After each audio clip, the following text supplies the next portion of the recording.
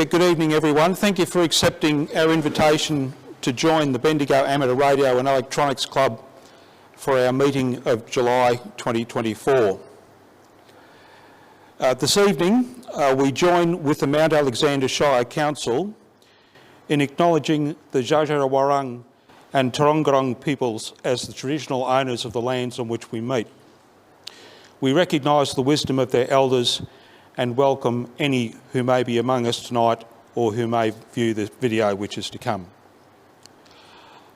I'd also like to make some acknowledgements. Mr Nick Angelo from the Central Victorian Radio Operators Group. And we have a number of visitors on Zoom, but because of the internet crash today, which I understand has impacted on a lot of things, it is quite possible that the people who were going to join us on Zoom were unable to. So I will acknowledge those people in absentia, as it were. Amanda Logie, the manager of Rochester Community House, hello, wherever you may be. Joni Miller, the coordinator of the Community Emergency Radio Network in the Northern Rivers of New South Wales, and Terry Matz, President of the Citizens Radio Emergency Service Teams in New South Wales. Tonight's presentation will explain BAREC's plan for regional emergency readiness in the Loddon-Campaspe. It will give a brief history of BAREC's activities in this space over the last 5 years and provide insight into the vulnerabilities of public communications networks. It will outline the difficulties faced by emergency management agencies and communities in communicating with each other and discuss accessible technologies for communities to help themselves.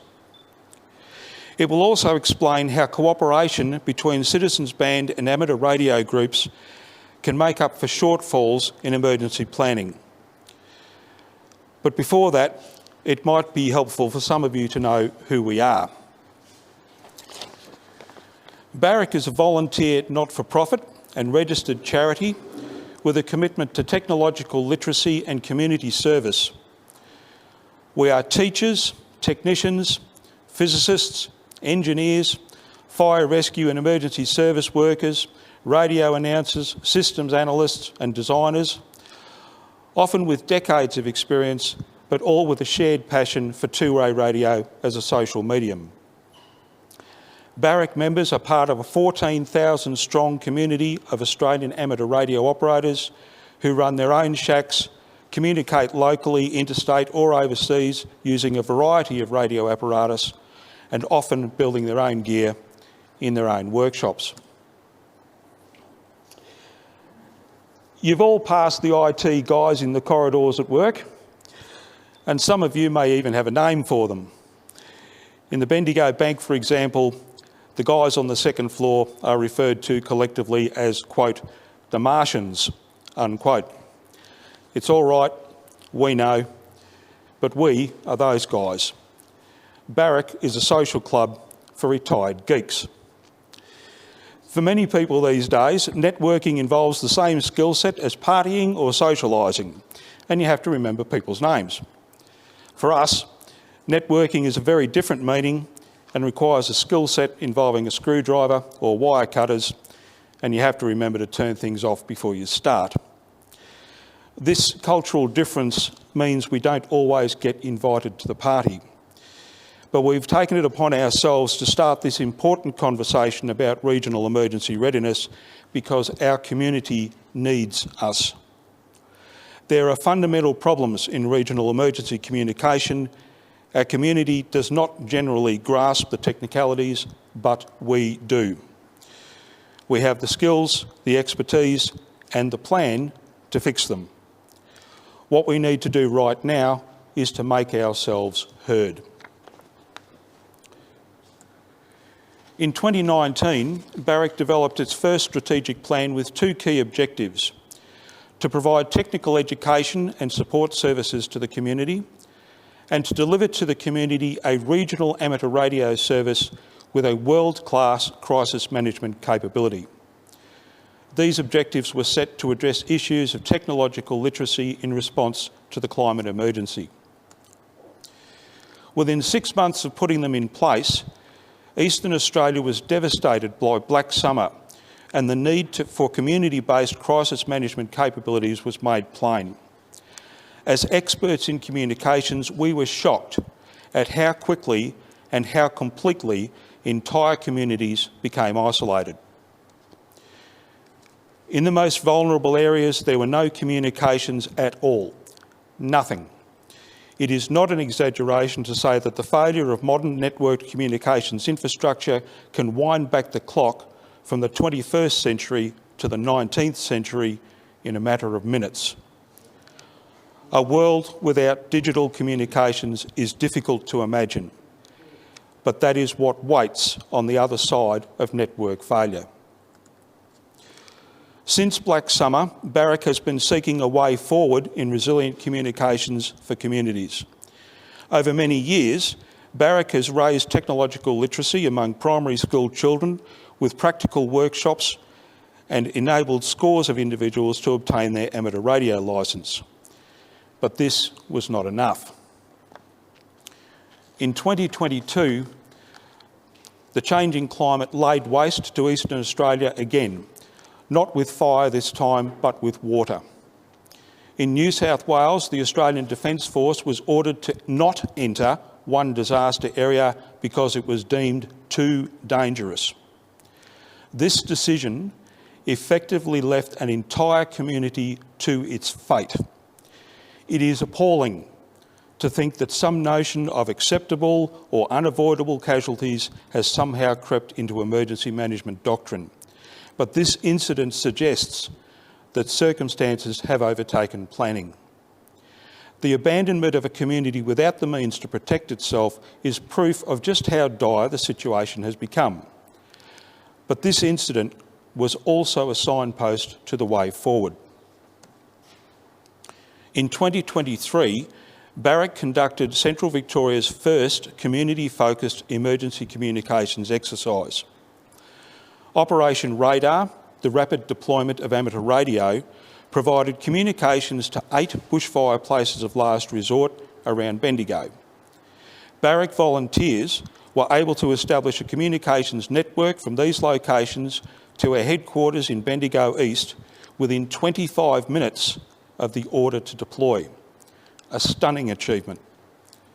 Some 170 welfare and community-related messages were transmitted over a 4-hour period, providing information updates in real time and reconnecting individuals separated by the simulated emergency. But this was not enough. Shortly after Operation Radar, another low-pressure supercell parked itself over Eastern Australia and inundated the Loddon-Campaspe floodplain for the second time in as many seasons. BAREC had prepared for a fire, but not for a flood. And how is a radio club supposed to deploy communications resources into a flood zone if the ADF can balk at entering one? One of the most notable lessons of Black Summer was that no emergency management agency at any level is in the business of providing emergency communications to communities who have lost electrical power, mobile phone and internet. Indeed, their attempts to restore communications in places like Malakuta could have been laughable had circumstances not been so serious. We also learned from Operation Radar that they are reluctant to discuss it. All of BAREC's attempts to liaise with the Central Victorian Emergency Management Cluster following the exercise were completely ignored, a reaction that we found baffling. But the reasons for this inability to liaise were exposed earlier this year in an online forum conducted by members of the Australian Red Cross on behalf of the Australian Institute of Disaster Resilience, the AIDR. Some of you may have heard of that. The Red Cross presenters explained that emergency management agencies are by necessity highly structured. EMAs have a top-down hierarchy so that their resources may be deployed to best effect, and rightly so. By comparison, Community-based emergency responses are messy, which is to say that they have little or no command structure. Usually there is not much of a plan either. So in the absence of dedicated resources and training, communities respond to emergencies in a highly improvised way using available information and basically whatever is to hand. Yet these community-based emergency responses have saved countless lives, making them not so much chaotic as heroic. The difference between these two cultures is stark, and even experienced workers in this space, like the Red Cross, struggle to bridge the divide between emergency management agencies' operational protocols and the immediate needs of communities. But it's much worse than that. As if to compound the issue, recent investments in emergency management communications systems can make emergency agencies almost unreachable. Even groups like BAREC, for all our expertise, cannot connect with them. Worse still, these investments have been made in systems reliant on the internet and on mobile phone networks, making them a ticking bomb. Such networks are capable of carrying high levels of data, true. They are a powerful technology that defines our era, but they are also highly vulnerable to power failure, user overload under emergency conditions and hostile action. And we have cause to be concerned about all three. During an emergency, as part of standard protective procedures, network engineers will switch off the local electricity supply to prevent the wider network from cascading failure, the so-called domino effect. This means that there will be no electricity in the worst affected areas. At the same time, traffic through the mobile phone network will increase dramatically as people seek up-to-minute information. This increased load accelerates the depletion of backup batteries at mobile phone stations that have already lost power. So within 12 hours of the power shutdown, there will be no mobile phone or internet services at all. And last year, in a warning that was straight out of the Foreign Relations playbook, the Kremlin sabotaged our emergency services paging system. This was their proportionate response to our military support for Ukraine. We must now assume that our emergency services communication network is a target for hostile action. It is vulnerable, so to assume otherwise is naive. There is one other thing that we learned. Some emergency management vehicles are fitted with HF two-way radio. According to SES members, this is referred to as, quote, the doomsday radio.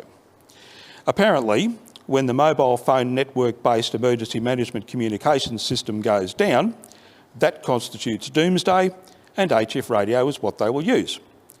That sounds fair enough. But training and practice in its use was not a priority for the SES, and no one we spoke to had ever used one. There's also a dismissive attitude towards HF radio on the part of some emergency managers who mistakenly believe that it is unreliable. This is just wrong. Modern digital HF communications techniques are capable of transmitting significant amounts of data, even under the most adverse atmospheric conditions. Every army signaller in the world knows this, and amateur radio operators the world over use such techniques every day. But our emergency management agencies don't use these modern HF systems because they're not aware of them, apparently. So, with a little bad luck and a touch of foreign interference, it could be doomsday indeed. But just to be clear, Australia's emergency management agencies are competently run, and their operating models are not flawed. They operate on a system of world's best practice. This is a process of mimicking the behaviour of effective organisations with the same mandate in other jurisdictions. Generally this works. So what they do over there, that works for them we'll make it work here. But as was pointed out by William Craig Fugate, the former director of the Federal Emergency Management Agency in the US, that's FEMA, these leading organisations suffer the same issues of technological literacy. Not my words, his. If that is true, then world's best practice is in danger of becoming the blind leading the blind, and this can have consequences for us all. When it comes to community-based emergency response, experience has proven that isolation is deadly. Communication saves lives. The loss of communication services is an inflection point for any community under threat. A community which cannot communicate with itself ceases to be a community and loses its ability to respond in the protection of its own.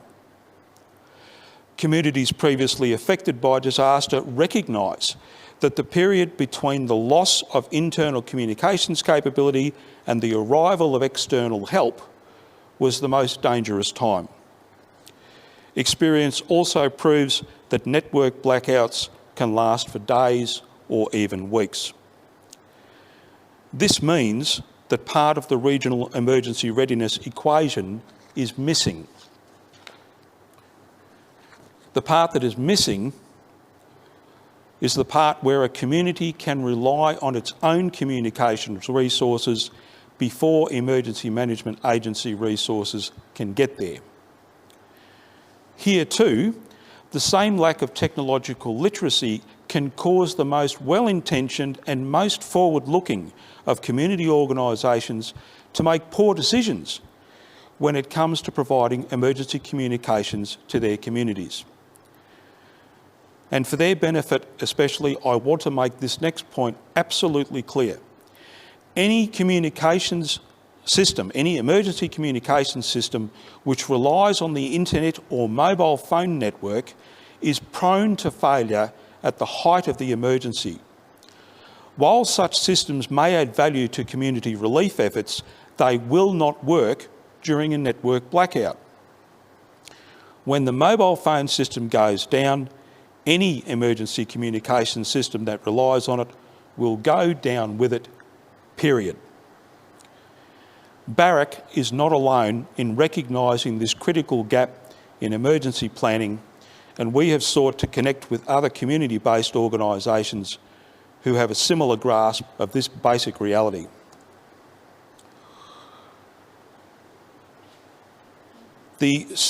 Sorry, I seem to have missed a click here somewhere. The Central Victorian Radio Operators Group, CVRO, is a citizens band network embedded in communities across Loddon-Campaspe and other areas as well. Like us, CVRO is concerned about the lack of provision of emergency communications to their communities and is determined to act. In our own Entente Cordiale, as it's called, BAREC and CVRO have put aside decades of animosity between the amateur radio and citizens band camps in order to accomplish together what we know neither can accomplish alone. No less than 9 CVRO members have expressed interest in undertaking amateur radio licence training, and an increasing number of BAREC members are now incorporating citizens band equipment into their station inventories. Likewise, BAREC has sought opportunities to support the Mount Alexander Shire Radio Watch, a community-based organisation focused on protecting vulnerable persons. We've also reached out to the Rochester Community House, which has initiated a local community communications network with support of federal funding. This is an outstanding initiative that BAREC is pleased to support. With alliances like these, BAREC is providing technical leadership in community-based emergency communications in Central Victoria. It should also be said that mainstream communications networks are controlled and operated by profit-driven interests outside the communities they serve. They do not provide communities with agency, but with dependency. BAREC's plan for community-based emergency communications changes the game by placing in the hands of the community itself the means to ensure the integrity of that community in a crisis. The independent community-based radio networks that we are proposing are owned and controlled by locals for locals, and they are open to everyone for free. But this is not strictly our idea. In New South Wales, the Community Emergency Radio Network, Northern Rivers, was formed following the floods of 2022. Their new community-based model of emergency communications combines the technical expertise of the amateur radio community with the simplicity and accessibility of citizens band radio technology. Radio licences are not required, so anyone can use it. But investment in infrastructure at a local level is essential. And there's a picture I prepared earlier. That's the one I was looking for. Investment in infrastructure at a local level is essential. The Central Victorian Radio Operators Group has already done this. Like a number of small communities in the Northern Rivers, New South Wales, they have installed a local UHF CB repeater station accessible using home-based, vehicle-mounted or handheld radios. The new station at Denali covers an area of several thousand square kilometres and can be accessed using the Zello messaging app. For its part, BAREC is working on 2 combined amateur radio and citizens band repeater stations. The first of these is destined for Rochester and the second to a location south of Bendigo. Both will be solar powered and thus immune to power outages. By 2026, these 2 new VHF stations will link Ballarat, Bendigo and Shepparton amateur radio clubs and cover more than 30,000 square kilometres. The citizens band components will provide local UHF coverage of the Campaspe floodplain from Lake Eppalock to Moama. Both will be available to the public 24/7, 365 at no cost. And like CVRO, we are evaluating simple user-to-user mobile phone apps which will enable SMS-type messages to be sent across the local radio network to save both time and power.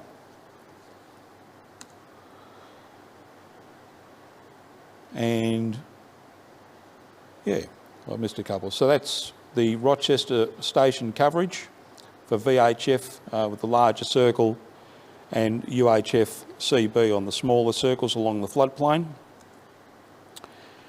And that's the larger network that BAREC envisages there. These coverage footprints may look ambitious for community-based not-for-profits, but amateur radio and citizens band groups have been doing this kind of thing for decades.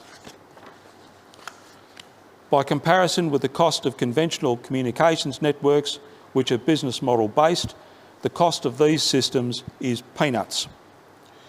They are robust if properly designed and they are easy to use. Because of their low cost, they can be funded within local government budgets or by modest community grants. But their cost-benefit ratio to the community is enormous.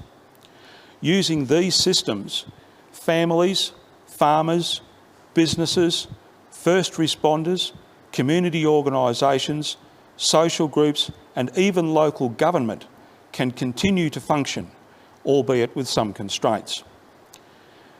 They ensure communication is still possible even in the most challenging circumstances. Everyone can communicate with everyone else at the press of a simple button. And if you are in danger, hundreds will hear your call for help. A few weeks ago, the federal government announced funding approval for the planning of the new Bendigo East precinct. As the Committee of Management of the Bendigo East Community Hall, BAREC is a stakeholder in this process. Many proposals will be put forward in the months ahead, some of them very forward-looking. BAREC's proposal stands among those. Essentially, BAREC advocates for the redevelopment of the hall itself into a modern multi-purpose community hub. But this community hub will have a new and unique element: a community emergency communications centre with the ability to monitor all the traffic on all of the central Victorian radio networks previously described. This next level of communications support will ensure that in a crisis, our communities will not just remain intact, but will remain in contact with the outside world. If urgent outside assistance is needed, there will be someone to call. BAREC proposes that the new Bendigo East Hall should take advantage of its outstanding geographic location for this purpose. It's on a very elevated site with fantastic radio horizon. We also believe that the key features of this communications facility will amount to only a tiny fraction of the total project cost. This is a unique, once-in-a-century opportunity, and once again, the cost-benefit ratio to the community is very high. All the technologies in these systems are well established and readily available. There's no guesswork. But work is needed in raising public awareness. And action is needed now, because the problem is with us now. 2023 was the first year on record when global temperatures tipped 1.5 degrees above pre-industrial averages. The increasing temperature is raising energy levels in the atmosphere, causing more frequent, more intense and longer lasting weather events. In the latest event and in the middle of a heat wave, Hurricane Beryl wiped out the electrical power to over 3 million users in Texas. For good measure, she also damaged telecommunications infrastructure serving 800,000 subscribers.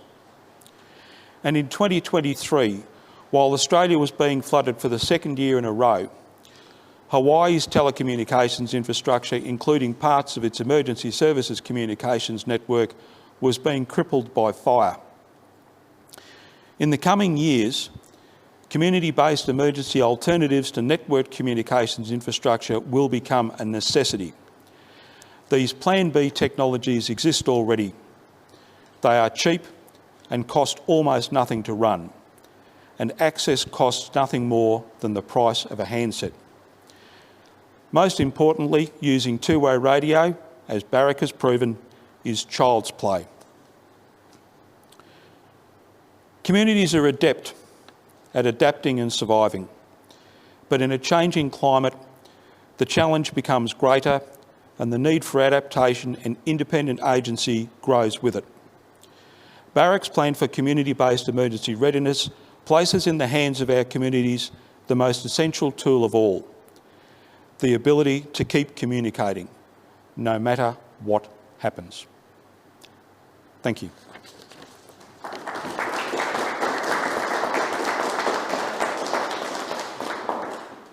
And for everybody on video or who was on Zoom, thank you for your attention this evening.